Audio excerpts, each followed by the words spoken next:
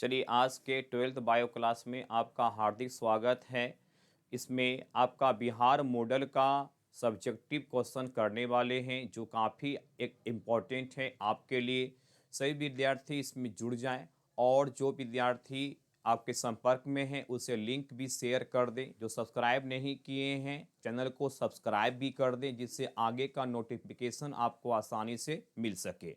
चलिए अब ध्यान देते हैं आपका पहला शॉर्ट क्वेश्चन बिहार मॉडल का क्या है। मेंडेलियन विकार से संबंधित है। ध्यान देंगे इसमें मेंडेलियन विकार से संबंधित है कि मेंडेलियन विकार से आप क्या समझते हैं, वो संक्षेप में समझाएं। अब ध्यान देते हैं इस पर हम लोग विचार कर लेते हैं। वो क्वेश्चन आपका क्या है, तो वो क्वेश्चन हम लोग पढ़ चुके हैं और इसका जवाब हम लोग चाहेंगे। अब ध्यान देते हैं एक क्वेश्चन आपका है वो मेंडेलियन विकार से संबंधित है। तो क्वेश्चन हम लोग ध्यान देते हैं वो क्वेश्चन आपका है मेंडेलियन विकार। अब ध्यान देते हैं मेंडेलियन विकार से क्या समझते हैं। एक क्वेश्चन है मेंडेलियन विकार। तो आप ये जानते हैं इसमें मेंडेलियन विकार के बारे में कि मेंडल ने वह जीन को फैक्टर कहा था। जीन का नामकरण किसने किया था? जॉनसन साहब ने किया था। ठीक है। अब कहा जाता है कि जब क्रोमोसोम जब ये एक्स और या वाई, ध्यान देते हैं एक्स और वाई ये क्या है, तो आप कहते हैं कि यह लिंग गुणसूत्र होता है। यह लिंग गुणसूत्र होता है, ये हम सभी जानते हैं। और दूसरी बात इसके साथ साथ में हम लोग जो चमलों में 44 क्या होते हैं, अलिंग गुणसूत्र होते हैं। ये हम लोग जानते हैं अलिंग गुणसूत्र होते हैं, वह होते हैं 44। तो हम लोग में 44, एक 45, एक 46 क्रोमोजोम होते हैं। ठीक है ना। अब यहाँ पर एक्स पर अगर एक ही पर एक्स पर या वाई पर, ध्यान देते हैं एक्स पर या वाई पर या अलिंग गुणसूत्र पर जीन होते हैं और वह एक पीढ़ी से दूसरे पीढ़ी में जाते हैं, तो उसे हम लोग आनुवांशिक गुण के नाम से जानते हैं। उसे लिंग संलग्नता कहते हैं यदि एक्स या वाई पर जाता है तो। ठीक है ना। और अगर देखा जाए इसी से संबंधित आप देख लीजिए कि एक्स और वाई लिंग गुणसूत्र है इसमें, और ये 44 इसमें अलिंग होता है। अगर कहा जाए कि इसी पर अगर हम लोग देखते हैं कि अगर आप देखते हैं कि जीन हम लोग देखते हैं कि हीमोफीलिया का जीन, जैसे अगर कहा जाए हीमोफीलिया, तो हीमोफीलिया क्या है, तो यह मेंडेलियन विकार है। मेंडेलियन विकार का मतलब ये होता है कि उसका जीन एक्स पर, वाई पर या अलिंग गुणसूत्र पर होगा, एक ही पर होगा, या एक्स पर हो या वाई पर हो या अलिंग गुणसूत्र पर जीन होता है और वह एक पीढ़ी से दूसरे पीढ़ी में जाता है। जैसे अगर हीमोफीलिया अगर कहते हैं तो हीमोफीलिया का जीन होता है एक्स पर होता है। ठीक है। जैसे हम लोग कहते हैं वर्णांधता कहते हैं तो इसका भी जीन एक्स पर ही होता है। ठीक है ना। तो ये हम लोग देखें एक्स पर होता है। ठीक है ना। इसके साथ साथ में अगर कहते हैं हम लोग सिस्टिक फाइब्रोसिस कहते हैं या आप कहते हैं फिनाइल कीटोन्यूरिया कहते हैं, तो इसका जीन अगर हम लोग कहते हैं फिनाइल कीटोन्यूरिया, ध्यान देते हैं फिनाइल कीटोन्यूरिया कहते हैं, न्यूरिया कहते हैं, तो इसका जीन किस पर होता है, तो इसका जीन अलिंग गुणसूत्र पर होता है। तो आपको मैंने एग्जाम्पल भी बता दिया कि यहाँ मेंडेलियन विकार क्या होता है। तो मेंडेलियन विकार का मतलब होता है कि जब एक्स पर, वाई पर या अलिंग गुणसूत्र पर, एक ही पर, या तो एक्स पर हो या तो वाई पर हो या अलिंग गुणसूत्र पर हो, और वह एक पीढ़ी से दूसरे पीढ़ी में जाता है और वह जीन के कारण आने वाली पीढ़ी में समस्या हो जाता है, तो विकार के रूप में हम लोग जानते हैं। जैसे हम लोग कहते हैं हीमोफीलिया हो गया, वर्णांधता हो गया, फिनाइलकीटोन्यूरिया हो गया। तो ये आपको समझ में आ गया होगा। चलिए अब इसके बाद में हम आगे क्वेश्चन पर विचार कर लेते हैं। वो क्वेश्चन आपका है तो क्या है, ध्यान देते हैं। आपका जो है दूसरा क्वेश्चन आपके लिए क्या है उस पर हम लोग विचार कर लेते हैं। और दूसरा क्वेश्चन आपके लिए क्या कहता है ऐसे। ठीक है। उस पर हम विचार कर लेते हैं। दूसरा क्वेश्चन आपके लिए क्या है उस पर हम लोग ध्यान देते हैं। तो मेंडेलियन विकार हो गया। दूसरा क्वेश्चन आपको हम कहते हैं, वो क्वेश्चन आपका क्या है, ठीक है। दूसरा क्वेश्चन आपका क्या है उस पर विचार कर लेते हैं। उस पर निकाल लीजिए क्वेश्चन मोबाइल से, ध्यान देते हैं। दूसरा क्वेश्चन आपका क्या है, इसी से आपको करेंगे आपका सेकंड आपका शॉर्ट टाइप क्वेश्चन वो क्या है उस पर हम लोग विचार करते हैं। तो पहला क्वेश्चन आपका हो गया, ठीक है। चलिए अब दूसरा क्वेश्चन आप देख लें, वो क्वेश्चन आपका क्या है। चलिए दूसरा क्वेश्चन आपका क्या है उस पर विचार किया जाए, वो दूसरा क्वेश्चन क्या है इसे। तो आपका ये दूसरा क्वेश्चन इसमें पूछ रहा है, वो ध्यान देते हैं। दूसरा क्वेश्चन आपका है, इसी से आपका कर देते हैं। रिकैपिचुलेशन सिद्धांत क्या है, ध्यान देते हैं। एक क्वेश्चन आपका दिया हुआ है कि रिकैपिचुलेशन रिकैपिचुलेशन सिद्धांत किसे कहते हैं। तो आप ध्यान देते हैं, ये सिद्धांत पूछ रहा है रिकैपिचुलेशन सिद्धांत क्या किसे कहते हैं। तो इसके बारे में आप समझ लीजिए थोड़ा सा। कहता है कि यहाँ पर सबसे पहले अर्नेस्ट हैकेल ने इस सिद्धांत को दिया था। हैकेल ने इस सिद्धांत को दिया था, ये दिमाग में आपको रखना है। किसने दिया था, तो हैकेल ने सिद्धांत को दिया था। दूसरा में एक कहा जाता है कि जीवों में जो भ्रूण होता है, भ्रूण का निर्माण होता है, वह भ्रूण का निर्माण जो जीवों में होता है वह उसका पेरेंटल मतलब वहां पर पैतृक लक्षण इसमें देखने को मिलता है। पैतृक इसमें लक्षण और जीन के आधार पर समानता देखा जाता है। ये क्या इसमें समानता है।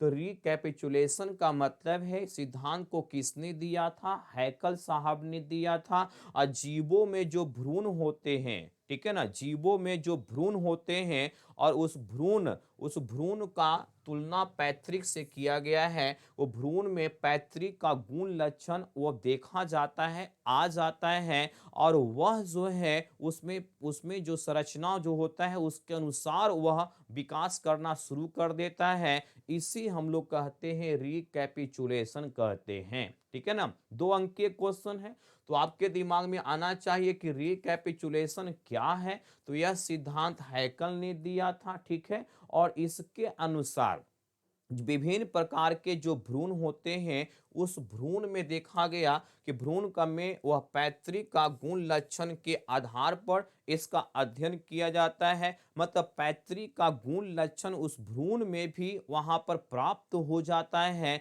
और उसके अनुसार वह उसमें क्या उस शरीर का निर्माण होता है, उसके अनुसार विभिन्न अंगों का निर्माण होता है। तो इसे ही कहते हैं रिकैपिचुलेशन सिद्धांत कहते हैं।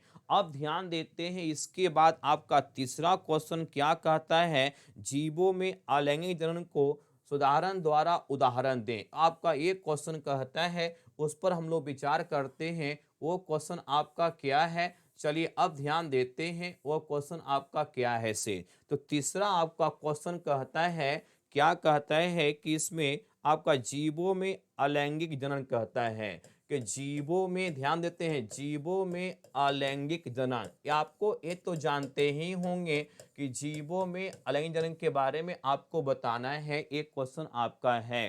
तो जीवों में अलैंगिक जनन का मतलब ये हो गया कि जिसमें जो है क्या है, तो यहाँ पर वैसा कि जनन जिसमें जिसमें यह युग्मक भाग नहीं लेते हैं। तो पहला तो कह देंगे कि युग्मक भाग इसमें नहीं लेते हैं, युग्मक भाग इसमें नहीं लेते हैं। ये दिमाग में तो आपका आ गया होगा, युग्मक भाग नहीं लेते हैं। और यह होता है एक जनकीय होता है, एक जनकीय होता है मतलब यूनिपेरेंटल होता है।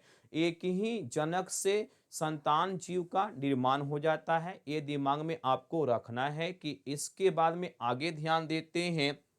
इसमें क्या, जैसे अगर कहा जाए यहाँ पर आप लोग जैसे कहते हैं विखंडन हो गया, तो विखंडन हो गया, जैसे हो गया मुकुलन हो गया, जैसे मुकुलन हो गया, तो विखंडन हो गया और मुकुलन हो गया। जैसे आप लोग कहते हैं कि विखंडन हो गया सर, ये मुकुलन हो गया। ये क्या है, अलैंगिक जनन का उदाहरण है। जैसे विखंडन में आप अमीबा कह देते हैं कि सर अमीबा हो गया, मुकुलन में आप कहते हैं कि सर ईस्ट हो गया, ईस्ट हो गया। तो ये दोनों जो एग्जाम्पल है वो किसका है, अलैंगिक जनन का एग्जाम्पल है। तो आपके दिमाग में रखना है कि वैसा जनन जिसमें लैंगिक अंग भाग नहीं लेते हैं और इसमें युग्मक भाग नहीं लेता है, मतलब युग्मक का निर्माण नहीं होता है, या एक जनकीय होता है, मतलब एक ही जीव से संतान उत्पन्न होता है, इसमें नर मादा नहीं चाहिए।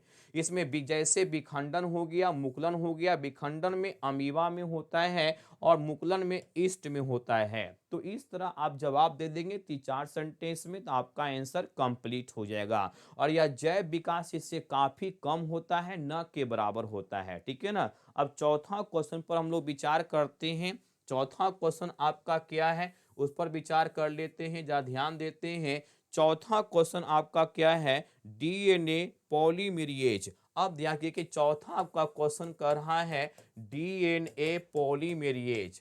पॉलीमरेज ये क्या है, डीएनए पॉलीमरेज एंजाइम होता है। अब देखिए डीएनए पॉलीमरेज के बारे में आपको बता रहे हैं कि डीएनए पॉलीमरेज क्या होता है। तो यह एक तरह का यह प्रकार का एंजाइम होता है। पहली तो बात एंजाइम होता है, ठीक है। और इसका उपयोग डीएनए का रेप्लिकेशन में होता है। रेप्लिकेशन, डीएनए का रेप्लिकेशन आप पढ़े होंगे, जिसमें क्या वह डीएनए, अब देखिए डीएनए से वह डीएनए का निर्माण किया जाता है।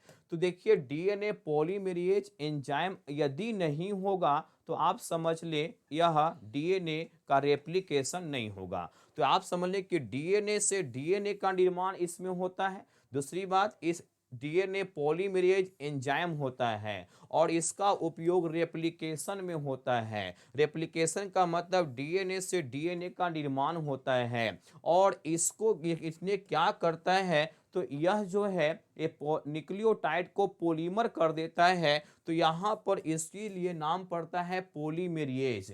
तो यह किसको पॉलीमर करता है, इसको किसको ये पॉलीमर करता है, ये पॉलीमर करता है न्यूक्लियोटाइड को। न्यूक्लियोटाइड को यह पॉलीमर कर देता है, ये बढ़ा देता है, इसलिए डीएनए में आ जाता है पॉलीन्यूक्लियोटाइड। पॉलीन्यूक्लियोटाइड आ जाता है। तो डीएनए का निर्माण करने के लिए एक डीएनए पॉलीमरेज एंजाइम का होना अनिवार्य होता है। यदि डीएनए पॉलीमरेज नहीं होगा तो डीएनए का निर्माण नहीं होगा, रेप्लिकेशन नहीं होगा। ये दिमाग में आपको रखना है, ठीक है ना। ये समझ में आपको आ गया होगा कि डीएनए पॉलीमरेज क्या है, यह एंजाइम होता है। इसका उपयोग रेप्लिकेशन में होता है, जिसमें डीएनए अपने जैसा ही डीएनए का निर्माण करता है और डीएनए ये जो है डीएनए पॉलीमरेज जो होता है वह डीएनए को पॉलीमर कर देता है, मतलब बढ़ा देता है।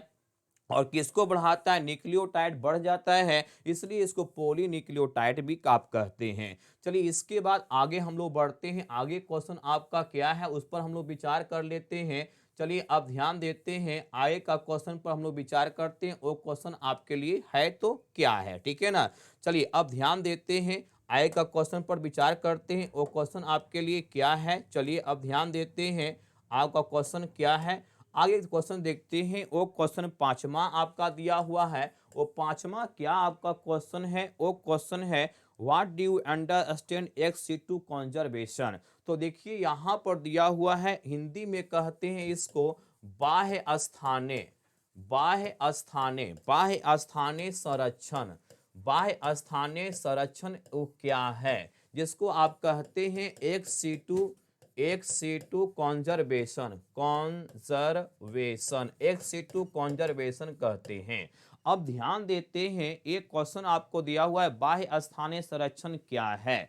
तो आप दिमाग में ये रखेंगे कि जब कोई जीव जो होता है उसके जैसे आप कोई भी जीव है वो आपत्तिग्रस्त है। देखिए आपत्तिग्रस्त वह जीव है, आपत्तिग्रस्त जीव है। आप कहते हैं कि सर आपत्तिग्रस्त जीव है, जैसे काफी परेशानी आपत्ति है, या कहते हैं कि सर संकटग्रस्त जीव है, संकटग्रस्त जीव है, ये ध्यान देते हैं।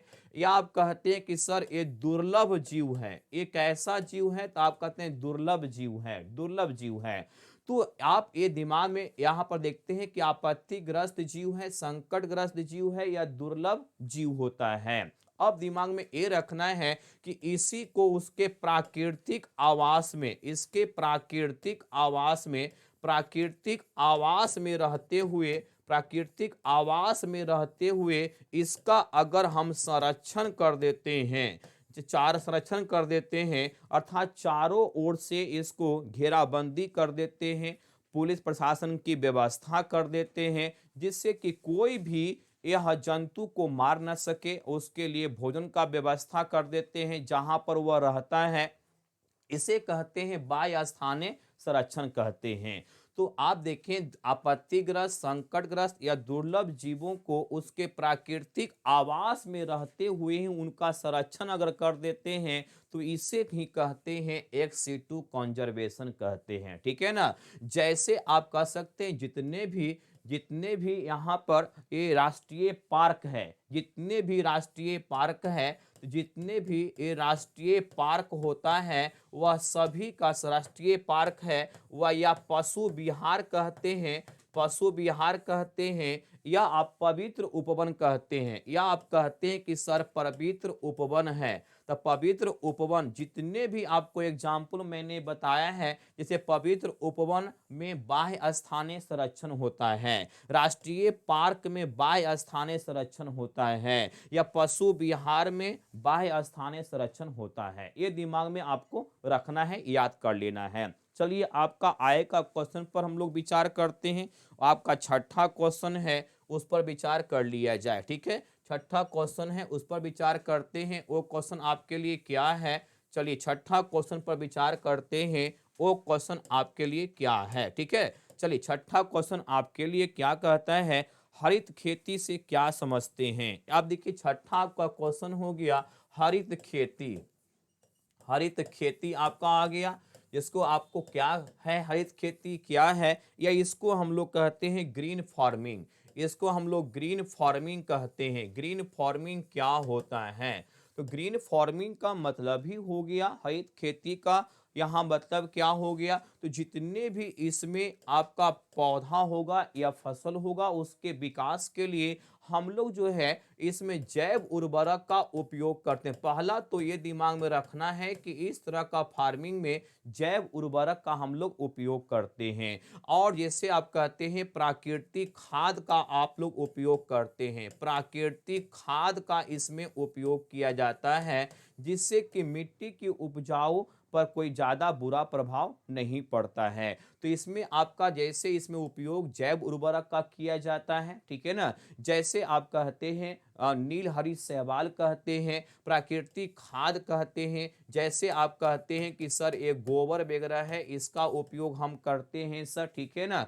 तो हरित खेती वैसा खेती होता है जिसमें जैव उर्वरक या प्राकृतिक खाद का हम उपयोग करते हैं, और वह क्या, वह मिट्टी पर कोई बुरा प्रभाव नहीं देता है, मिट्टी पर कोई बुरा प्रभाव नहीं देता है। जैसे आप लोग देखते होंगे वर्मी कल्चर भी इसमें एक होता है, वर्मी कल्चर भी होता है। तो वर्मी कल्चर में आप देखते होंगे आपका क्या, केचुआ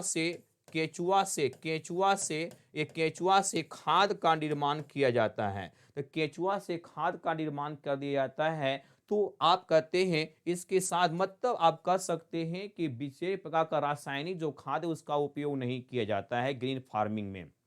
तो ग्रीन फार्मिंग में वहां पर ग्रीन फार्मिंग वैसा फार्मिंग होता है जिसमें जैव उर्वरक प्राकृतिक खाद का उपयोग करते हैं, इसमें वर्मी कल्चर से खाद का भी उपयोग करते हैं, जो कि पूरी तरह जो है वह हमारे लिए स्वास्थ्यवर्धक होता है, ठीक है। और इसके साथ साथ में जितने भी पौधे होते हैं, पौधा से जो खाद्यान्न की प्राप्ति होती है, जो उत्पाद होता है, वो उत्पाद हमारे लिए क्या होता है, लाभप्रद होता है, लाभदायक होता है। इसे हम लोग ग्रीन खेती कहते हैं, और इस पर पोल्यूशन लेस होता है, पोल्यूशन नहीं होता है, और चारों तरफ पर्यावरण शुद्ध भी रहता है। जब तक वह पौधा रहता है वह शुद्ध रहता है। ये हरित खेती के बारे में जान गए आप लोग, ठीक है ना।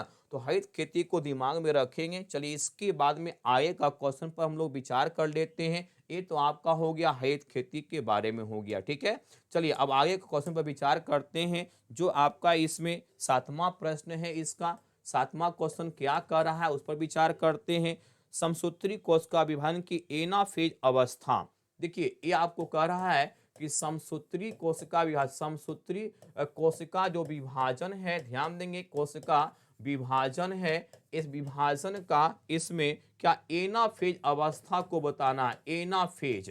अब एनाफेज में क्या होता है, तो आपके दिमाग में आया है कि समसूत्री कोशिका विभाजन में, ठीक है ना, इसमें जो होता है वो कौन कौन सा अवस्था होता है पहले देख लीजिए। तो पहले होता है इसमें प्रोफेज होता है, पहले तो इंटरफेज कहते हैं इसको, कि इंटरफेज से शुरू हो जाता है, इसमें इंटरफेज होता है, इसके बाद में प्रोफेज होता है, प्रोफेज होता है, इसके बाद में मेटाफेज होता है, मेटाफेज होता है, मेटाफेज होता है, इसके बाद एनाफेज होता है, जो अंतिम अवस्था होता है एनाफेज के बाद में ये टेलोफेज हो जाता है, टेलोफेज हो जाता है।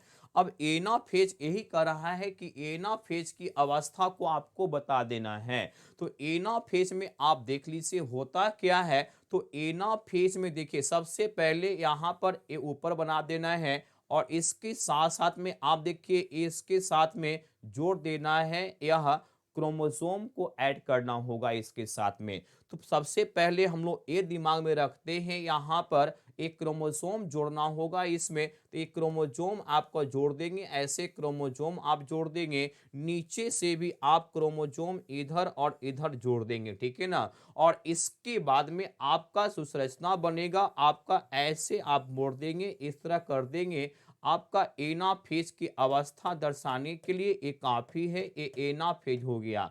अब ध्यान देते हैं एनाफेज में आप क्या बताना चाहते हैं कि सर ऊपर वाला ए क्या है, तो सेंट्रोसोम हो गया, यहाँ पर ए, यहाँ पर तो सेंट्रोमियर, सेंट्रोसोम हो जाता है, ये सेंट्रोमियर है। ये क्या है, क्रोमेटिड है, इसको कहते हैं क्रोमेटिड। एक क्रोमेटिड जो है यहाँ पर एक क्रोमोसोम का भाग है, एक क्रोमोसोम का, देखिए एक क्रोमोसोम है, इधर से ए भी क्रोमोसोम का भाग है।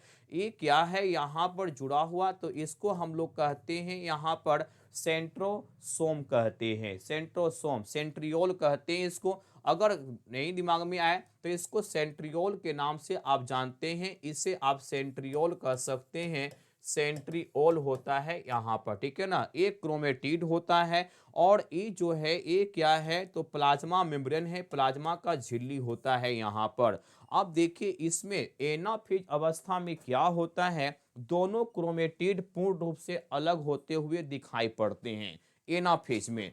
तो एनाफेज आपका यही अवस्था को बताना है, इसके बाद एक कोशिका से दो कोशिका बन जाता है। तो समसूत्री विभाजन में एनाफेज की अवस्था को आपको बता देना है कि सर एनाफेज की अवस्था में जो ये क्रोमेटिड बन रहा है, ये क्रोमेटिड जो है वो पूर्ण रूप से अलग हो जाता है। यहाँ पर सेंट्रियोल है, यहाँ पर ये सेंट्रियोल होता है, इस सेंट्रियोल से क्रोमोसोम का जो सेंट्रोमियर है वो जुड़ जाता है, और देखते हैं क्रोमेटिड पूर्ण रूप से अलग होता है। ये दिमाग में आपको रखना है कि समसूत्री कोशिका विभाजन में एनाफेज में दोनों क्रोमेटिड, देखिए क्रोमेटिड जो है, जो क्रोमोसोम का भाग होता है, वह पूर्ण रूप से अलग होता हुआ दिखाई पड़ता है, भी शेप का निर्माण करता है। ये भी शेप देखिए उल्टा, ये भी शेप दिखाई पड़ रहा होगा, तो इसको दिमाग में आपको रखना है। आपका 7 क्वेश्चन आपका हो चुका है। अब देखिए 8वां क्वेश्चन पर हम लोग विचार करते हैं। 8वां क्वेश्चन आपका क्या है उस पर विचार किया जाए। 8वां क्वेश्चन आपका क्या है, तो 8वां क्वेश्चन है आपका कोकीन क्या है।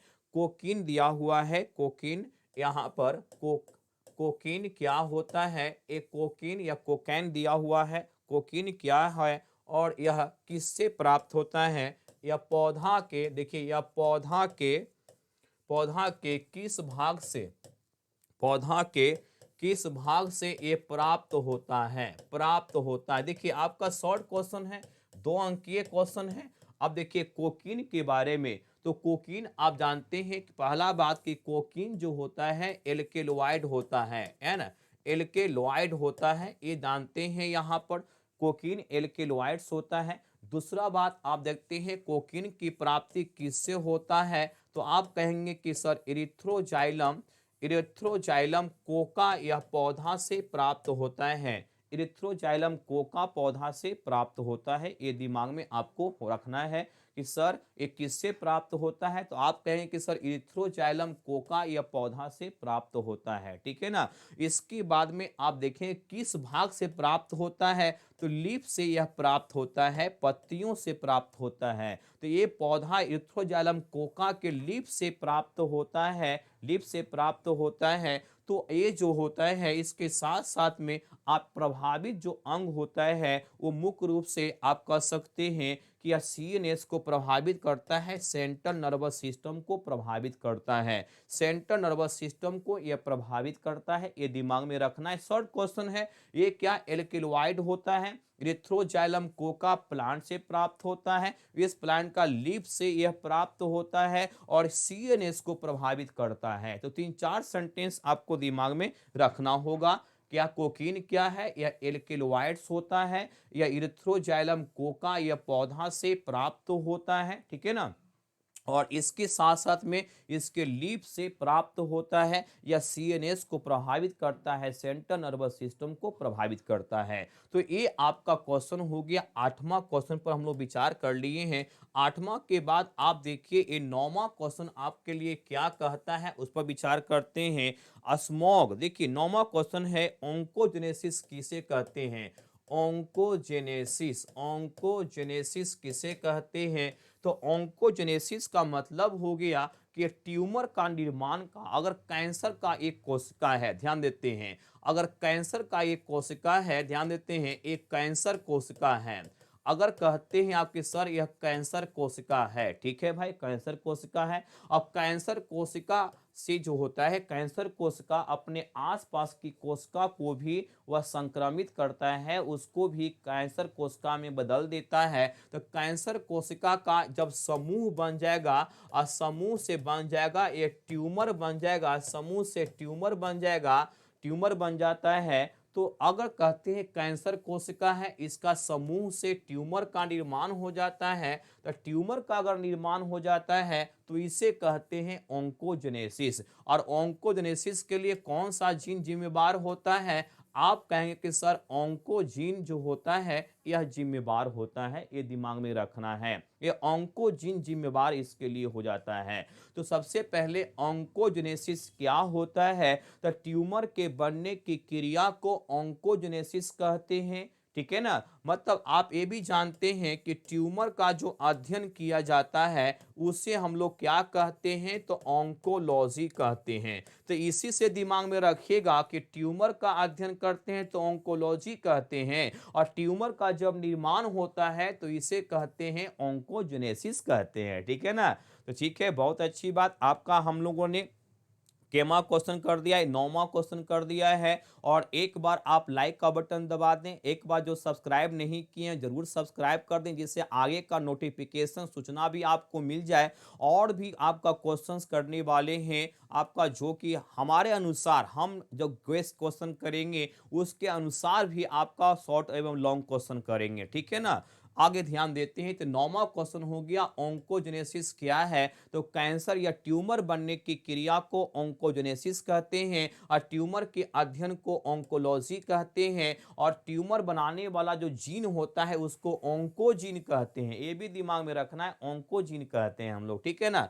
चलिए अब आगे बढ़ते हैं, क्वेश्चन पर विचार कर लेते हैं। आगे का क्वेश्चन क्या है, आपका क्वेश्चन है कंटिन्यूअस एवं सेमी कंटिन्यूअस रेप्लिकेशन क्या है। तो ध्यान देते हैं, आपका क्वेश्चन आपका है कि कंटिन्यूअस एवं सेमी कंटिन्यूअस। देखिए आपका क्वेश्चन आपका 10वां कहता है कि कॉन्टिन्यूअस, कॉन्टिन्यूअस, कंटिन्यूअस कह रहा है, मतलब ये संतत दिया हुआ है, संतत है, इसमें संतत दिया हुआ है। कंटिन्यूअस एवं कहता है, और कंटिन्यूअस एवं सेमी कॉन्टिन्यूअस कह रहा है, सेमी कॉन्टिन्यूअस, सेमी कॉन्टिन्यूअस मतलब यहाँ पर कहता है अर्ध संतत, अर्ध संरक्षी होना चाहिए, संतत दिया हुआ, ठीक है। असंतत रेप्लिकेशन क्या है, मतलब कह सकते हैं प्रतिकरण, कहता है कि प्रतिकृतिकरण। मतलब आपको ये दिमाग में रखना है, रेप्लिकेशन हो गया तो रेप्लिकेशन में आप देखते होंगे एक क्वेश्चन पूछता है 10वां कि आप बताइए कॉन्टिन्यूअस और सेमी कॉन्टिन्यूअस, मतलब सतत दे दिया है, सतत एवं अर्ध संतत जो है प्रति प्रति प्रतिकृतिकरण क्या है, रेप्लिकेशन क्या होता है, एक क्वेश्चन आपका डाला हुआ है। अब देखिए इसमें हम लोग क्या देखते हैं बाबू, इसमें दिमाग ए लगाना है आपको। सबसे पहले कि रेप्लिकेशन तो आप जानते हैं कि डीएनए जब अपने जैसा डीएनए का निर्माण करता है इसे कहते हैं रेप्लिकेशन, ठीक है ना। और रेप्लिकेशन में आप सिंपल सा देखिए, जैसे यहां से शुरू हुआ, यहां पर अगर ये इस तरह बढ़ गया, अगर देखते हैं इस तरह बढ़ गया, यहां पर रेप्लिकेशन यहां से शुरू हो रहा है। अब ध्यान में ये रखना है कि जब यहां पर एक कंटिन्यू जाएगा और दूसरा बात यहां डॉट डॉट जाएगा, तो दो बातें इसमें दिमाग में रखना है आपको, ठीक है ना। तो पहला दिमाग में ये रखना है कि अगर इसका बैलेंस 5 और 3 का डायरेक्शन में यहां पर होगा तो यह 3 और 5 के डायरेक्शन में होगा, ठीक है ना। तो अगर कंटिन्यूअस का मतलब देखिए, सतत का मतलब है इसमें ब्रेक नहीं होगा, एक कंटिन्यू यहां पर इसका निर्माण हो जाएगा, इस डायरेक्शन में निर्माण होगा। तो 3 यहां पर दिया हुआ है, ये तो 5 और 3 के डायरेक्शन में निर्माण होता है, आप ये जानते होंगे, ठीक है ना। तो 5 3 के निर्माण में होता है, यहां पर 5 है तो 3 कर देंगे, यहां भी 5 कर देंगे। तो आपको दिमाग में ये आना चाहिए कि सर यहां पर देख रहे हैं डीएनए का रेप्लिकेशन हो रहा है, तो ये तो पुराना है, 3 वाला जो है ओल्ड है, ठीक है, और ये तो न्यू बन गया सर, ये न्यू बन गया। आप देख सकते हैं कि यहाँ पर ए ओल्ड वाला यहाँ से कंटिन्यू आया तो ओल्ड वाला आया। तो इसमें अगर डीएनए का टुकड़ा नहीं होता है और वह लगातार जो है वहां पर इसका निर्माण 5 3 के डायरेक्शन में होता है, क्योंकि डीएनए का रेप्लिकेशन 5 3 के डायरेक्शन में होता है, दिमाग में रखिएगा, ठीक है ना। अब दिमाग में ये रखना है कि डीएनए का रेप्लिकेशन 5 3 के डायरेक्शन में होता है, इसमें अगर बिना ब्रेक किए हुए डीएनए का टुकड़ा का इसमें रेप्लिकेशन हो रहा है तो इसे कहते हैं आपका कंटिन्यूअस, ठीक है ना। और दूसरा बात, ये जो टूट टूट कर हुआ डीएनए का खंड यहाँ पर है, डीएनए का खंड यहाँ पर देखने को मिल रहा है, तो डीएनए का खंड जो है यहाँ पर ये जुड़ेगा, ये बाद में जुड़ेगा यहाँ पर, बाद में तो जुड़ेगा यहाँ पर, इसको हम लोग कहते हैं क्या, अर्ध सेमी कॉन्टिन्यूअस, ठीक है ना। तो अगर यहाँ पर डीएनए का खंड कंटिन्यूअस मतलब बिना टुकड़ा हुए ही निर्माण हो जाए तो इसे कहेंगे सतत, और टुकड़ा होकर के जब निर्माण हो रहा है तो इसे कहते हैं अर्ध संतत, कहते हैं सेमी कॉन्टिन्यूअस कहते हैं। तो दिमाग में आ गया, अगर कंटिन्यूअस मतलब बिना टुकड़ा हुए ही निर्माण हो जाए कंटिन्यू तो इसे कहेंगे हम लोग संतत कहेंगे, और टुकड़ा होते हुए जब निर्माण हो तो अर्ध संतत कहते हैं। तो ये तो दिमाग में आ गया होगा 10वां क्वेश्चन। चलिए अब ध्यान देते हैं, इसके बाद का क्वेश्चन पर विचार करते हैं। आपका 11वां क्वेश्चन क्या कर रहा है। 11वां क्वेश्चन आपका आपका इकोलॉजी से है, इन्वायरमेंटल इशू से है। स्मॉग कैसे निर्माण होता है, स्मॉग का निर्माण कैसे होता है। देखिए स्मॉग का दिया हुआ है, स्मॉग का निर्माण, स्मॉग का निर्माण जो है वो कैसे होता है, एक क्वेश्चन दिया हुआ है, कैसे होता है, ठीक है ना। स्मोक का निर्माण कैसे होता है इस पर विचार जरा कर लेते हैं। तो आप ये जानते हैं कि स्मोक कैसे बनता है। तो सबसे पहले अगर कोई भी अगर अगर ईंधन होगा, कोई भी अगर ईंधन होगा तो ईंधन को जलने के लिए क्या चाहिए, तो ऑक्सीजन चाहिए। तो ईंधन जलेगा जब यहाँ पर, अगर यहाँ पर O2 इसको कम मिलेगा, O2 कम मिल जाएगा तो इसका मतलब यह इसका पूर्ण दहन होगा। तो आप कहेंगे सर पूर्ण दहन इसमें नहीं होगा, पूर्ण दहन नहीं होगा। अगर पूर्ण दहन इसका नहीं होगा, O2 कम मिलेगा तो पूर्ण दहन नहीं होगा। अब पूर्ण दहन अगर नहीं होता है नहीं होता है तब क्या निकलेगा, तो इससे धुआं काफी ज्यादा निकलेगा, ये धुआं भी निकलेगा, इससे धुआं भी निकलेगा, और वायु के जलवाष्प से जाकर के ये वायुमंडल में चल जाएगा, और वायुमंडल में जाकर के जलवाष्प के साथ मिल जाएगा, और मिल करके जो यहाँ पर धुंधला संरचना का निर्माण करता है, इसे ही हम लोग कहते हैं स्मॉग कहते हैं, इसे ही स्मॉग कहते हैं। तो ये दिमाग में आपको रखना है कि सर ने बताया था कि कोई भी ईंधन होता है, ईंधन का जब ईंधन को जलाते हैं, अगर ऑक्सीजन, ध्यान देते हैं, अगर उसमें ऑक्सीजन की कम मात्रा होगा, अगर ईंधन को हम जलाते हैं बाबू, ईंधन को जलाने के साथ में अगर हम कहें कि इसमें ईंधन को जलाने के बाद में अगर कम, काफी कम, इसमें ध्यान देते हैं, काफी कम ईंधन जलता है, ऑक्सीजन के अभाव में अगर होगा तो पूर्ण दहन नहीं होगा। पूर्ण दहन अगर नहीं होगा तो वायु धुआं काफी अधिक बनेगा, धुआं काफी अधिक बनेगा, ये चल जाएगा वायुमंडल में। अब वायुमंडल में जलवाष्प के साथ में मिल करके ये स्मॉग का निर्माण करता है, जो काफी धुंधला होता है, जो हमारे लिए समस्या का कारण भी बन जाता है। ठीक है, बहुत अच्छी बात। चलिए ठीक है, बहुत बहुत धन्यवाद आपको भी। अब जो है एक बार जो है सब्सक्राइब का बटन आप सभी दबा दें, क्योंकि यह आपके लिए इंपॉर्टेंट है। आप सब्सक्राइब का बटन दबाएंगे तो आगे का नोटिफिकेशन भी आपको आसानी से मिलता रहेगा। ठीक है, चलिए अब ध्यान देते हैं आगे। आपने पढ़ा स्मोक के बारे में पढ़ लिया, इसके बाद हम लोग आगे आते हैं, आय का क्वेश्चन क्या कहता है उस पर विचार कर लेते हैं। जैव आवर्धन से क्या समझते हैं? आपका यह 12वां क्वेश्चन है, जैव आवर्धन।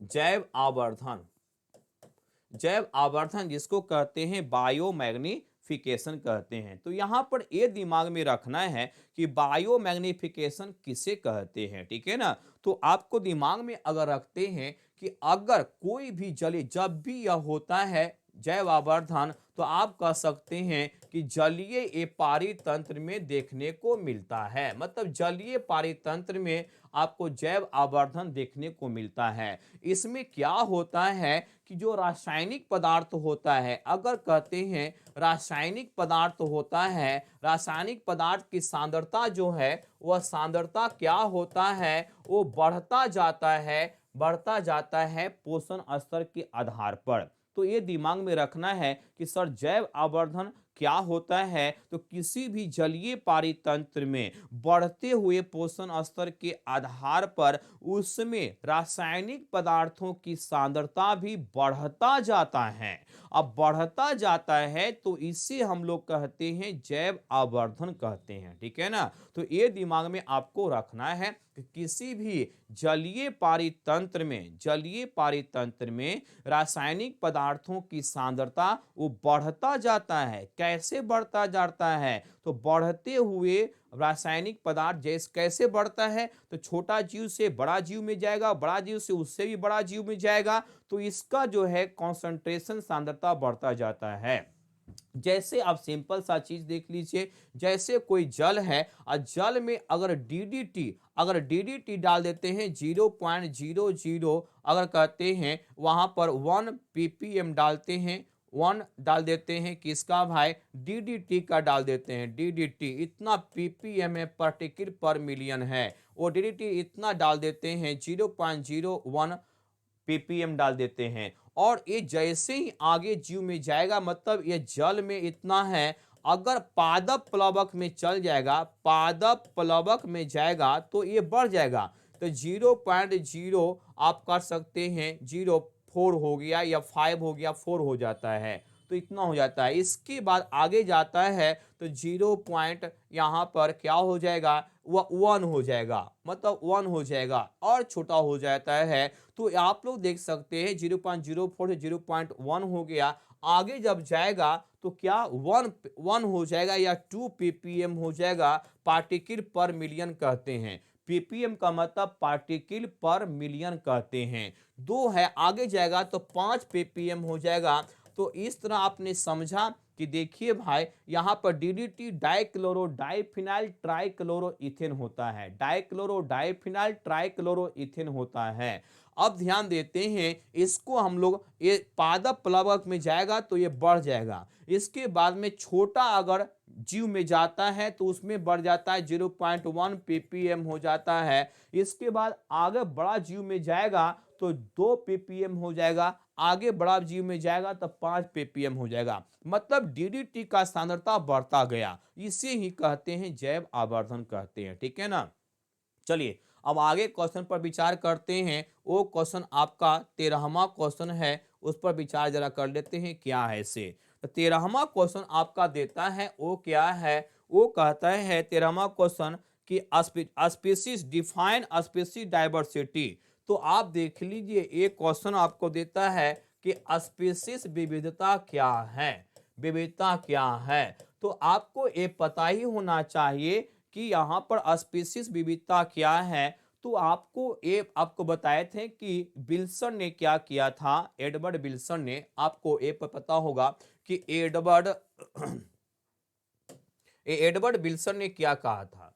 तो एडवर्ड विल्सन ने एडवर्ड विल्सन ने पूरा डायवर्सिटी को 3 भागों में बांट दिया था। आपको ये पता होना चाहिए।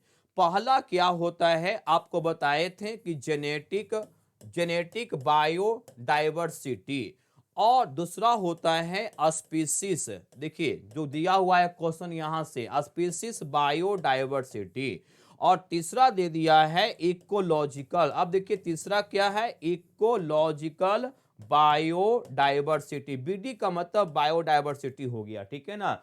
तो कहता है जेनेटिक का मतलब जीन के आधार पर, और स्पीसीज का मतलब जाति के आधार पर जब जैव विविधता का अध्ययन करते हैं। विभिन्न तरह का जाति, अगर एक क्षेत्र में जाति का क्या विविधता है, दूसरे क्षेत्र में विविधता क्या है, मतलब अंतर देखने को मिलता है इसमें। जैसे आप कहते हैं कि अगर आपको कह दे कि ईस्टर्न जो वैली है और वेस्टर्न जो वैली है या वैली है, तो ईस्टर्न से ज्यादा वेस्टर्न वैली पर ये जो है एम्फीबियन का मतलब उभयचर प्राणी का यहाँ ज्यादा देखा जाता है विविधता, ठीक है ना। अगर इंडिया की बात करें तो ईस्टर्न वैली से ज्यादा विविधता देखने को मिलता है वेस्टर्न वैली पर। किसका? उभयचर प्राणी का, ठीक है। तो ये क्या है, तो कहता है कि यहां पर ईस्टर्न, ये पूरब हो गया ना, पूरब हो गया, ये पश्चिम हो गया,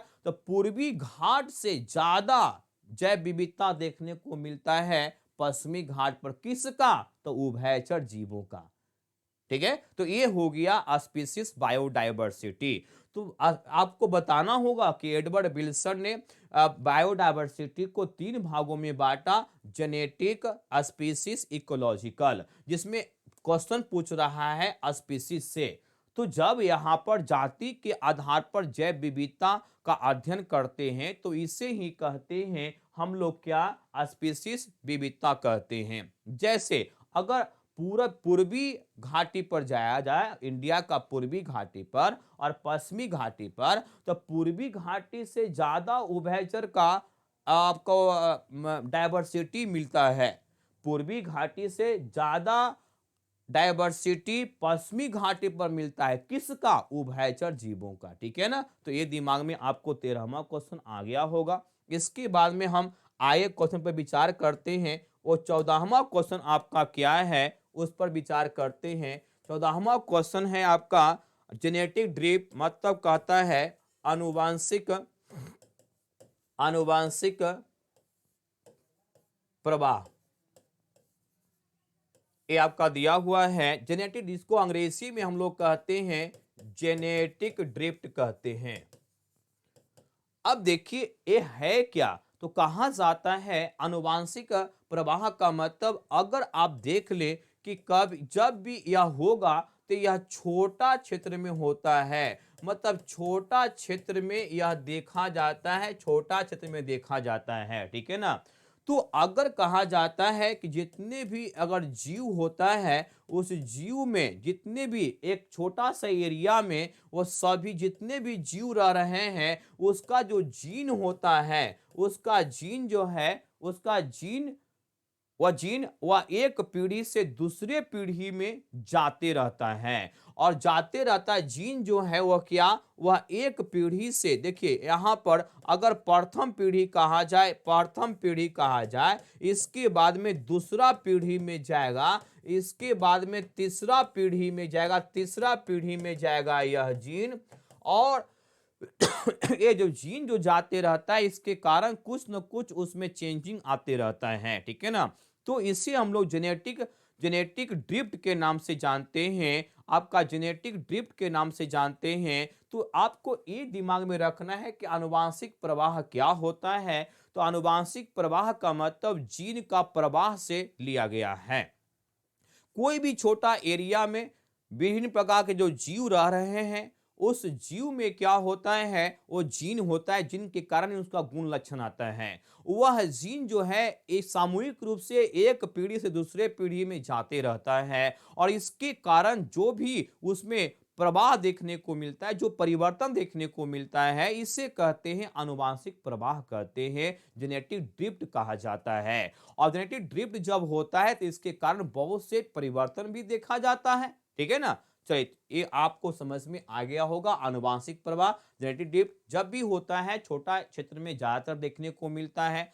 छोटा क्षेत्र में जब कोई जीव है, उसमें जीन है, वो जीन पहला पीढ़ी, दूसरा पीढ़ी, तीसरा पीढ़ी, पीढ़ी दर पीढ़ी वह जीन जाते रहता है, और इसके प्रवाह को हम लोग जेनेटिक ड्रिफ्ट कहते हैं। और इसके साथ साथ में उसके कारण कुछ न कुछ वेरिएशन देखने को मिलता है, परिवर्तन देखने को मिलता है। ठीक है ना। तो ये आपने समझा होगा, एक क्वेश्चन को अच्छी तरह समझा होगा। इसके बाद क्वेश्चन आगे पर ध्यान देते हैं। अगला क्वेश्चन आपका क्या है, और क्वेश्चन आपका ये दिया हुआ है 14वां, ये तो हो गया आपका, आप 14वां क्वेश्चन हो गया ना। 15वां क्वेश्चन विचार करते हैं। एक क्वेश्चन क्या है, डीएनए फिंगर प्रिंटिंग कर रहा है, तो आप जानते होंगे काफी आसान सा क्वेश्चन है। डीएनए फिंगर प्रिंटिंग क्या है, अंगुली छाप कर सकते हैं इसको। डीएनए अंगुली छाप किसे कहते हैं, वही दिया हुआ है कि डीएनए अंगुली छापन, ये अंगुली छापन दिया हुआ है। अंगुली छापन किसे कहते हैं, डीएनए फिंगर प्रिंटिंग किसे कहते हैं। ठीक है ना, ये दिमाग में आपको रखना है इसमें। तो डीएनए फिंगर प्रिंटिंग किसे कहते हैं, तो आप कहा जाता है कि डीएनए फिंगर प्रिंटिंग का जनक कौन है, फादर कौन है। अगर जनक की बात कहा जाए तो आप कहेंगे कि सर इसके बारे में तो हम जानते हैं, एलिस जेफरी। तो एलिस जेफरी जो है वो क्या है, इसका जनक माना जाता है। तो एलिस जेफरी को इनका जनक माना जाता है अंगुली छाप का। अगर ध्यान दे इसमें होता क्या है बाबू, ये दिमाग में आपको रखना है। इसमें क्या होता है, तो इसमें आपको दिमाग में रखना है कि डीएनए के आधार पर, डीएनए के आधार पर जब हम पहचान कर लेते हैं, जब डीएनए के आधार पर किसी भी मनुष्य की अगर पहचान की जाती है, तो इसे ही कहा जाता है डीएनए फिंगर प्रिंटिंग कहा जाता है। तो ये दिमाग में आपको रखना है कि डीएनए डीएनए के आधार पर, डीएनए आनुवांशिक पदार्थ होता है, यह सभी जानते हैं हम लोग। और डीएनए का छोटा टुकड़ा को जीन कहते हैं, ये भी जानते हैं हम लोग। तो डीएनए के आधार पर अगर मनुष्य की पहचान कर ली जाती है, अपराधियों की पहचान कर ली जाती है, जीवों की पहचान कर ली जाती है, किसके आधार पर, डीएनए के आधार पर अगर पहचान की जाती है।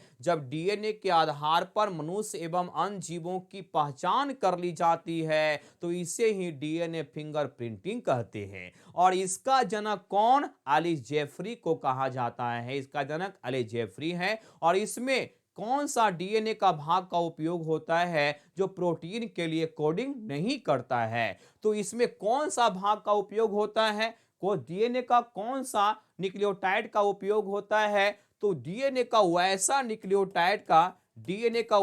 भाग का उपयोग होता है जो प्रोटीन के लिए कोडिंग नहीं करता है। प्रोटीन के लिए क्या लिखेंगे, कोडिंग। प्रोटीन के लिए यह कोडिंग नहीं करता है दिमाग में, परंतु यह क्या होता है, वंशागति को दर्शाता है। परंतु इसमें वंशागति देखने को मिलता है, मतलब यह एक पीढ़ी से दूसरे पीढ़ी में जाते रहता है कि नहीं। तो ये आपका डीएनए फिंगर प्रिंटिंग हो गया। यहाँ पर क्या है, तो जब डीएनए के आधार पर मनुष्य एवं अन्य जीवों की पहचान कर ली जाती है, तो इसे डीएनए फिंगर प्रिंटिंग कहा जाता है। और एलिस जेफरी को इसका जनक कहा जाता है। और इसमें इसका जनक एलिजेफ्री को कहा जाता है। इसमें डीएनए का कौन सा भाग का उपयोग किया जाता है, तो डीएनए का वैसा भाग का उपयोग किया होता है इसमें जो प्रोटीन के लिए कोडिंग नहीं करता है, परंतु एक पीढ़ी से दूसरे पीढ़ी में जाते रहता है। ये आपको दिमाग में रखना है और आप जो है काफी सावधानी से इसको समझ रहे हैं, पढ़ रहे हैं, लाइक और सब्सक्राइब भी कर रहे हैं, ये हमें पता चल रहा है। चलिए सब्सक्राइब करेंगे तो आपको आगे का और भी सूचना आपको मिलता चला जाएगा आपके पास में। आगे ध्यान देते हैं। बहुत अच्छा, ठीक है। आप रहिए, खुश मिजाज रहिएगा और पढ़ाई पर विशेष रूप से ध्यान दीजिएगा, ठीक है ना। चलिए थोड़ा सा आगे बढ़ते हैं। खुशमिजाज रहिएगा, आपको टेंशन लेने की बात नहीं है। आपके साथ हम हैं। चलिए इसमें आपको कहता है 16वां, आपको कहता है क्या, आपका 16वां क्वेश्चन कहता है कि ब्रिसन के अनुप्रस्थ काट। अब देखिए यहां पर ये ब्रिसन दिया हुआ है कि ब्रिसन के अनुप्रस्थ ब्रिसन के अनुप्रस्थ काट काट को बताना है, अनुप्रस्थ काट को बताना है, अर्थात ये डायग्राम टीएस ऑफ टेस्टिस का रहा है, मतलब ट्रांसफर सेक्शन ऑफ टेस्टिस का रहा है इसमें टेस्टिस का। अगर हम लोग टेस्टिस की बात करें तो आपका सिंपल सा ये दिमाग में आना चाहिए जो आपको हम बता रहे हैं यहाँ पर। यहाँ पर आप ध्यान देते हैं, टेस्टिस में आपको ये बता देना है कि अंदर की संरचना कैसा होता है, इसके बारे में आपको बताना है, ठीक है ना। इसके बारे में ही बताना है आपको। तो सिंपल सा चीज आपको इस तरह कर देना है यहाँ पर ये टेस्टिस के संरचना में, और अंदर की संरचना अब देखते हैं यहाँ से इस तरह की संरचना भी और भी जुड़ा हुआ रहेगा वहां पर। तो ये दिमाग में आपको रखना है, ऐसा बना देना है। तो ये जो क्या है, इसे हम लोग क्या कहते हैं, इसी के अंदर ये सेमनीफेरस टेबल्स हो गया। मतलब आप कह सकते हैं कि यह शुक्र जनन नलिका हो गया, इसे कहते हैं शुक्र जनन नलिका कहते हैं। आप ये पढ़े भी होंगे, जिसमें स्पर्म का निर्माण होता है। और इसी के पास में यहाँ पर एक सेल्स होता है विशेष रूप से, जिसे हम लोग कहते हैं लेडी कोशिका कहते हैं। तो यहाँ पर आपको दिमाग में आएगा एक विशेष कोशिका होता है जिसे कहते हैं लेडी कोशिका के नाम से जानते हैं, ठीक है ना। तो यहाँ पर आप कह सकते हैं इसको लेडी कोशिका कहते हैं। लेडी कोशिका कह सकते हैं। लेडी कोशिका का काम क्या होता है, एंड्रोजन यह निकालता है, एंड्रोजन जिसे मेल हार्मोन भी कहते हैं। और इसके अंदर क्या, यहाँ पर स्पर्मेटोगोनिया होता है। तो आप देख सकते हैं कि यहाँ पर ये स्पर्मेटोगोनिया हो गया, चारों तरफ जो है स्पर्मेटोगोनिया होता है। ये दिमाग में आपको रखना होगा कि स्पर्मेटोगोनिया होता है। स्पर्मेटोगोनिया से ये स्पर्मेटोगोनिया हो गया, इसको कहते हैं स्पर्मेटोगोनिया कहते हैं। यह 2n होता है। स्पर्मेटोगोनिया से प्राइमरी स्पर्मेटोसाइट भी बनता है। अब प्राइमरी स्पर्मेटोसाइट बनता है, इससे क्या बनता है, सेकेंडरी स्पर्मेटोसाइट बनता है। और सेकेंडरी से यहाँ पर स्पर्मेटोजुआ बन जाता है। ध्यान देते हैं, ये स्पर्मेटोजुआ बन गया यहाँ पर, जो इसको कहते हैं स्पर्म। तो यहाँ पर आपको दिमाग में रखना है, अब एक से ए भी 2 बनेगा यहाँ पर, तो 2 कितना हो जाएगा, 4 हो जाएगा ना। तो यहाँ पर ये दिमाग में रखते हैं कि यहाँ पर स्पर्मेटोगोनिया 2n हो गया। और इसके बाद में यहाँ पर आप देखते हैं कि प्राइमरी स्पर्मेटोसाइट हो गया। तो प्राइमरी स्पर्मेटोसाइट से सेकेंडरी स्पर्मेटोसाइट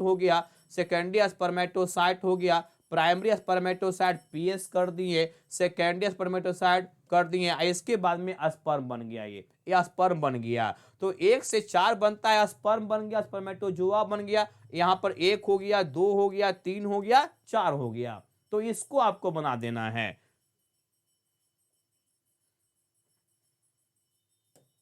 इसके बाद आगे ध्यान देते हैं। चलिए, तो ये आप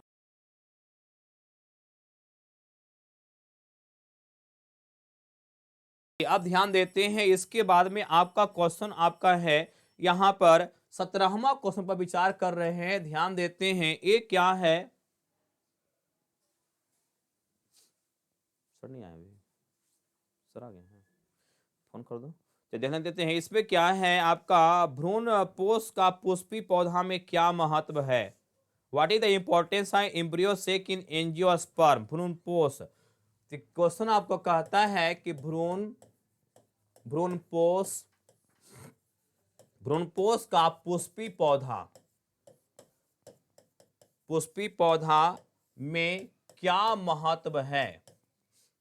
देखिए क्या महत्व है, आपका क्वेश्चन कहता है what is the importance of embryo sac in angiosperm plant. Embryo sac, तो सबसे पहले आप कहते हैं कि यहां पर एंजियोस्पर्म प्लांट कहते हैं, यहां पर वैसा पौधा होता है जिसे कहते हैं, हिंदी में आप कह सकते हैं आवृत बीजी पौधा कह सकते हैं, हिंदी में इसको कह सकते हैं इस तरह का पौधा को। ध्यान देते हैं एक क्वेश्चन आपका हो गया, हिंदी में आप क्या कह सकते हैं, इसे आवृत बीजी पौधा भी कह सकते हैं। चलिए इसे हिंदी में कह सकते हैं, हिंदी में आपको कहना है क्या है, हिंदी में आप कह सकते हैं आवृत बीजी पौधा।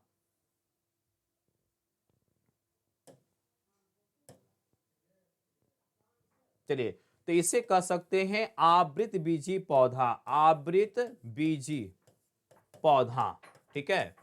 तो हिंदी में आप क्या कह सकते हैं, इसे आवृत बीजी पौधा कह सकते हैं, ठीक है ना। तो भ्रूण पोष का पुष्पी पौधा में क्या महत्व होता है, तो इसे एंजियोस्पर्मिक प्लांट कहते हैं, ठीक है ना, ठीक है।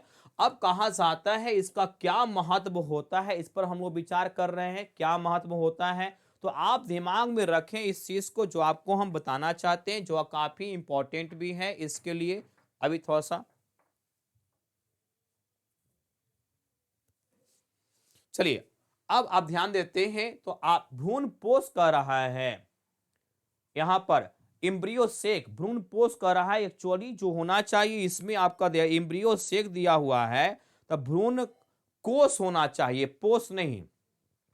भ्रूण कोष आपका दिया हुआ है क्वेश्चन में, यहां पर भ्रूण भ्रूण पोष दिया हुआ है, तो भ्रूण पोष इंडोस्पर्म होता है, ये आपका मिस किया हुआ है, यहां पर भ्रूण कोष हो जाएगा, यहां पर भ्रूण कोष कर देंगे, कोष कर देंगे, यहां पर भ्रूण कोष कर देंगे, भ्रूण कोष होगा। एम्ब्रियो सेक का हिंदी भ्रूण कोष होता है, ठीक है ना। चलिए अब दिमाग में ये रखते हैं कि अगर भ्रूण कोष होता है तो सबसे पहले ये दिमाग में रखिएगा कि भ्रूण कोष जब होगा तो भ्रूण कोष में सबसे पहले एक क्या, एक सेल हो जाएगा, और एक सेल के अगल बगल में क्या होगा, सिनर्जिड्स हो जाएगा।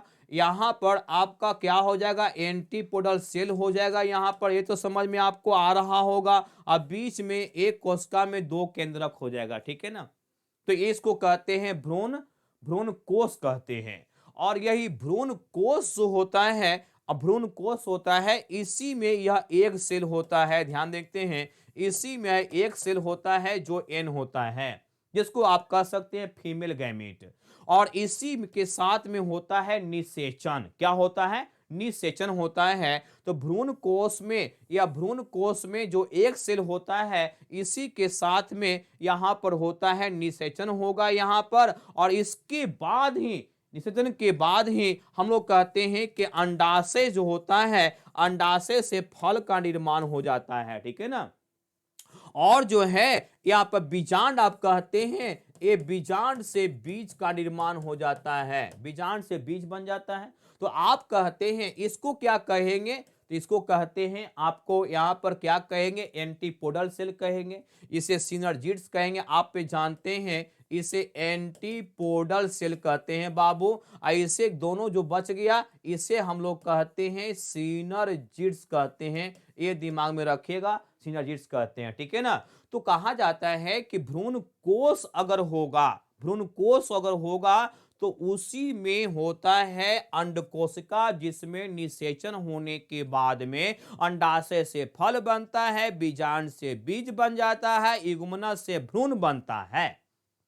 तो ये आपको दिमाग में रखना है, याद भी कर लेना है इसको कि क्या इंपॉर्टेंस होता है। तो इंपॉर्टेंस आपका क्या होता है, आपको क्वेश्चन भी डाल दिया है इसमें कि बताइए भाई ये आपका इंपॉर्टेंस क्या होता है, ठीक है। चलिए, तो ये आपका क्वेश्चंस आपको मैंने बता दिया, ठीक है ना। इसके बाद क्वेश्चन आपको कह रहा है, आपको क्वेश्चन क्या है उस पर विचार कर लेते हैं। चलिए, इसके बाद क्वेश्चन है जेल इलेक्ट्रोफोरेसिस क्या है। 18वां क्वेश्चन आपका है, वो कहता है जेल इलेक्ट्रोफोरेसिस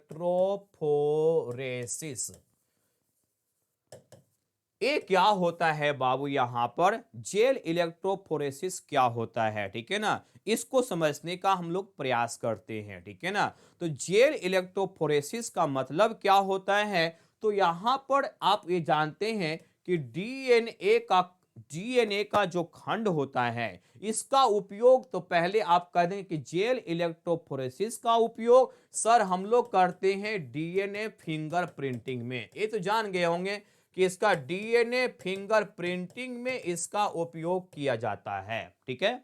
डीएनए फिंगरप्रिंटिंग में इसका उपयोग किया जाता है, ये तो सब जान गए हैं। और दूसरी बात यह होता है कि इसमें जेल कौन सा लिया जाता है, तो इसमें एग्रोस जेल होता है, एग्रोस जेल होता है। और एग्रोस जेल के अंदर इसी में डाल देते हैं, एग्रोस जेल है इसी में डाल दिया जाता है, इस जेल में ही, इस जेल में डीएनए का टुकड़ा को डाल दिया जाता है। ध्यान देंगे, इस जेल में डीएनए का टुकड़ा को डाल दिया जाता है। टुकड़ा बड़ा भी होता है, छोटा भी होता है, ठीक है ना। और जो है डालने के बाद में यहां पर विद्युत सप्लाई की जाती है इस पर, यहां पर।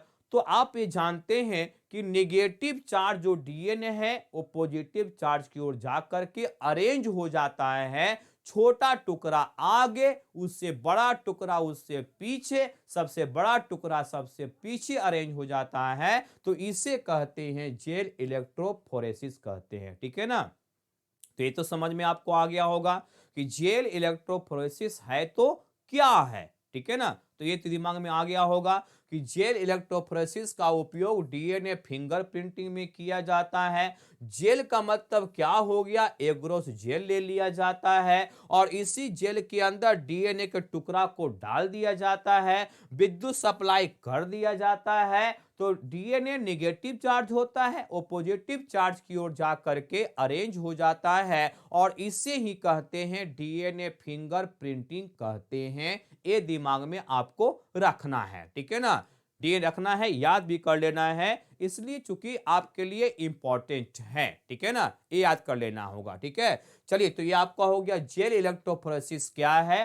तो इसका उपयोग डीएनए फिंगरप्रिंटिंग में किया जाता है और इसमें एक जेल का मतलब एग्रोस जेल ले लिया जाता है, इसी के अंदर डीएनए का टुकड़ा को डाल दिया जाता है, विद्युत सप्लाई कर दिया जाता है। तो ये जो है डीएनए निगेटिव चार्ज होता है और पॉजिटिव चार्ज की ओर अरेंज हो जाता है, छोटा डीएनए जो होता है वो आगे अरेंज हो जाता है, उससे बड़ा उससे पीछे, सबसे बड़ा सबसे पीछे अरेंज हो जाता है। तो इस तरह का अरेंजमेंट को हम लोग कहते हैं जेल इलेक्ट्रोफोरेसिस कहते हैं। ये दिमाग में आपको रखना है, ठीक है ना। चलिए, ये तो आपको समझ में आ ही गया होगा।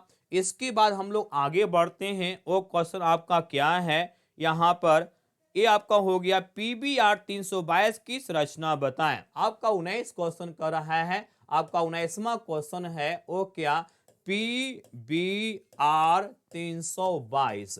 पीबीआर 322 क्या है, एक क्लोनिंग वेक्टर होता है, एक क्लोनिंग वेक्टर होता है। और यह ध्यान देते हैं, संरचना में आप बुक से भी आप लेकर के बना सकते हो, संरचना में कैसा संरचना होता है। तो ये संरचना में अगर कह दे कि संरचना में सभी के लिए अलग अलग होता है, ठीक है ना। जैसे हम लोग कहते हैं कि एक को R1 के लिए यहां पर ये संरचना हो गया, जैसे कहते हैं एक को R1 कर देंगे, एक को R1 कर देंगे, इसके लिए ये बनता है रेसिस्टेंट होता है, सबके लिए अलग अलग होता है। जैसे आप कह सकते हैं कि यह हिंद हो गया, हिंद सेकंड के लिए होता है, इसके लिए हिंद होता है, एक को R1 के लिए होता है। सभी के लिए अलग अलग संरचना इसमें आपको दिमाग में रखना है और एक बार बुक का उपयोग करके इसे बना देना है। बुक में आपका है संरचना दिया हुआ, तो पीबीआर 322 की संरचना आप बुक से ले लें, बुक में दिया हुआ है, काफी आराम से आप बना भी सकते हैं। तो ये PBR 322 क्लोनिंग वेक्टर होता है और सभी के लिए मतलब यह रेसिस्टेंट भी दर्शाता है उसके लिए। जैसे इसका साइट जो है मतलब कह सकते हैं कि आपका कौन कौन सा साइट है, तो इको R1 भी होता है, बाम भी होता है इसमें। अगर कहा जाए बाम HI भी इसमें साइट इसका होता है। तो ये सब साइट को दिमाग में रख करके एक बार उसको ग्राफ बना करके आप कर लेंगे, काफी आसान सा है यहाँ पर। चलिए इसके बाद आगे ध्यान देते हैं। आए क्वेश्चन क्या है आपका 20 क्वेश्चन, 20वां क्वेश्चन आपको कर रहा है, वो क्या कर रहा है, महिला नसबंदी क्या है, व्हाट इज द चलिए यहाँ पर ट्यूबिक्टोमी क्या है, यह क्वेश्चन पूछा हुआ है। ट्यूबिक्टोमी क्या होता है, ट्यूबिक्टोमी क्या होता है, मतलब इसको हम लोग कहते हैं महिला नसबंदी का, नसबंदी कहते हैं। ये दिमाग में आपको रखना है यहाँ पर।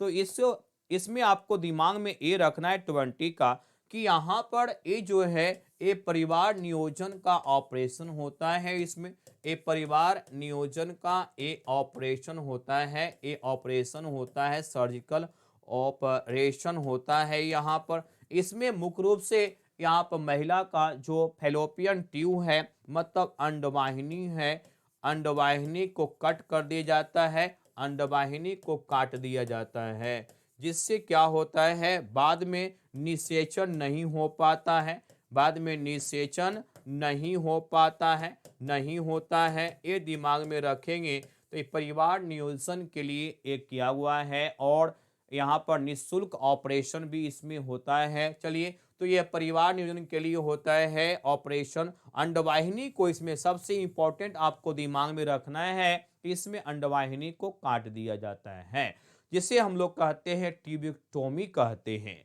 अगर पुरुष नसबंदी में आता है तो उसके वहां पर भास डिफरेंस को शुक्रवाहिनी को काट दिया जाता है, जिसे हम लोग कहते हैं क्या, जिसे कहते हैं यहाँ पर वैसेक्टोमी कहते हैं।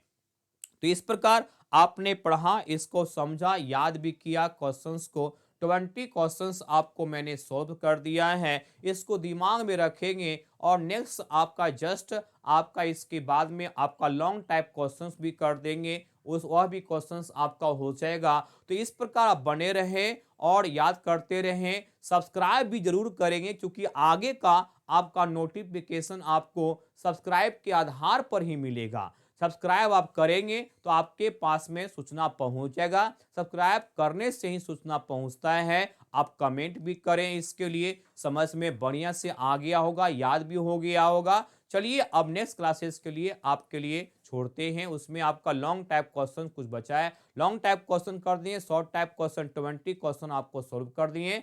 तब तक के लिए धन्यवाद। I wish you good luck.